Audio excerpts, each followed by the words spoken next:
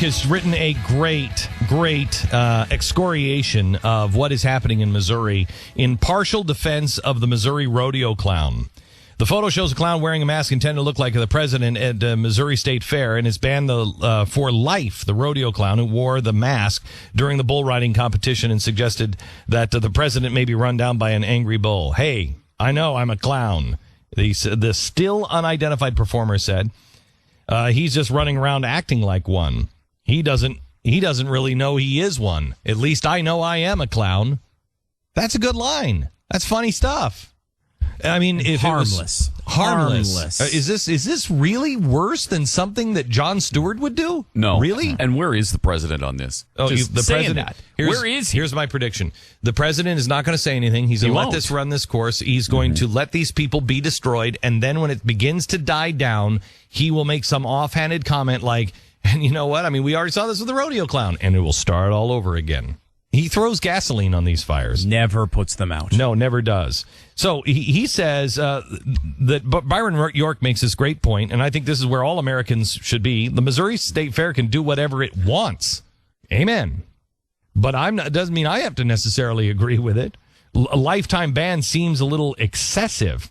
Any president comes in for a fair amount of public mockery, and what happened in the state fair doesn't seem worse than the mockery of other presidents that have occurred without consequence and without lifetime bans. During George W. Bush's year in the White House, is it really necessary to recite all of the insults, disrespect, and ridicule? In 2007, TV newswoman Erin Burnett, who then worked for MSNBC, repeatedly referred to Bush as a monkey while she was reporting on an economic summit.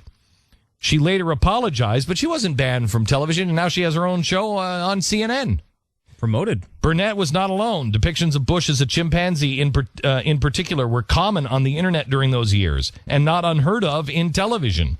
After Bush left office, Bill Maher on HBO Real Time said that this president is an actual college professor that replaced George Bush, an actual chimp. Maher hasn't been banned from HBO. In 2007, North Dakota Democrat Earl Pomeroy caught on video calling Bush a clown. Pomeroy later apologized, but he wasn't banned from office. As far as the use of violent imagery in the president is concerned, Bush years saw imagery far more serious than a bump from a bull. For example, 2006, there was a film made, Death of a President. It was a faux documentary that told the story of a fictional Bush assassination, including a graphic depiction of the Bush character being shot in the chest. After its premiere at the Toronto Film Festival, where it won International Critics' Prize, Death of a President was handled by a major American distributor, Newmarket Films. It was reviewed seriously and on its own terms by the Washington Post, New York Times, and other major press outlets. The filmmakers were not banned for life from the movie industry or anything else. The director has made several films now. 2004, the novella Checkpoint. The author Nicholson Baker depicted a conversation between two men planning to assassinate President Bush. He's one dead armadillo, says one character speaking of the president. Washington Post was impressed by the fanciful flourishes and furious fits of anger. Baker wasn't banned from anything and is still writing and publishing today. In 2006, Alan Helveski, the comptroller of the state of New York, delivered a college commencement address in which he paid tribute to Senator Charles Schumer by calling him, quote, the man who I do, and I phrase this, how do I phrase this diplomatically? The man who will put a bullet between the president's eyes if he could get away with it, end quote. Jeez. So what the hell are we doing with the rodeo?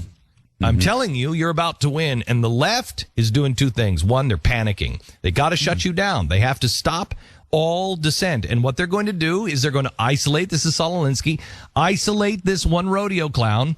And once you let them isolate this one rodeo clown, if we don't all stand and say, I'm that rodeo clown today, even though I disagree with him, I am that rodeo clown today.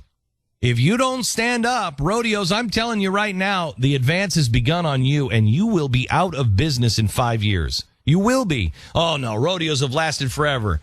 Are you kidding me? Between PETA and everything else on the left, if you don't start rallying the troops behind freedom of speech, not what this rodeo clown did, but freedom of speech, and say, you know what? We're all cowboys here. We all know the difference between right and wrong. None of us want to hurt the president. We think that's an abomination. There's nobody more American than the people who go to rodeos. And not all of us agree. Some people voted for the president. Some people didn't vote for the president. But we're not going to have anybody take and trample the Constitution. No one.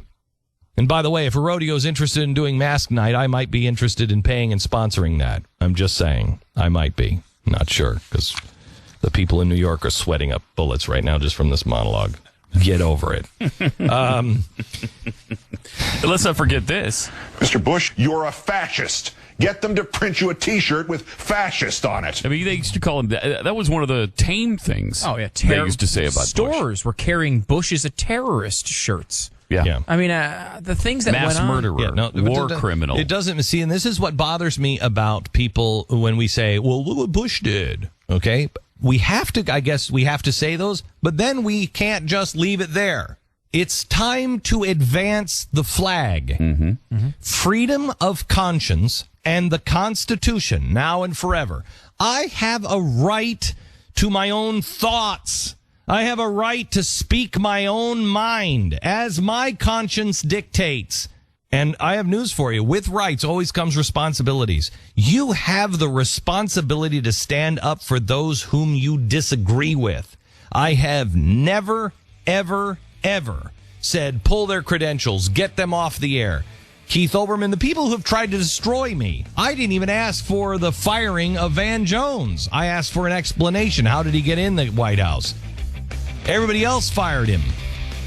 Stand for your rights by standing for the rights of those you strongly disagree with. If you don't, you're done.